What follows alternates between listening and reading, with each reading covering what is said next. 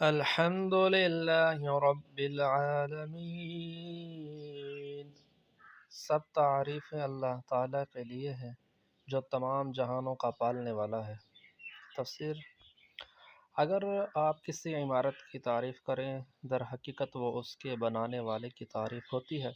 لہٰذا اس کائنات میں جس کسی چیز کی تعریف کی جائے وہ بالآخر اللہ تعالیٰ ہی کی تعریف ہے، کیونکہ وہ چیز اسی کی بنائی ہوئی ہے۔ تمام جہانوں کا پروردگار کہہ کر اسی کی طرف اشارہ کیا گیا ہے۔ انسانوں کا جہان ہو یا جانوروں کا، سب کی تخلیق اور پرورش اللہ تعالیٰ ہی کا کام ہے، اور ان جہانوں میں جو کوئی چیز قابل تعریف ہے وہ اللہ تعالیٰ کی تخلیق اور شان ربوبیت کی وجہ سے ہے۔ تو جتنی بھی تعریفیں ہیں ساری کی ساری اللہ رب العزت کے لیے ہیں۔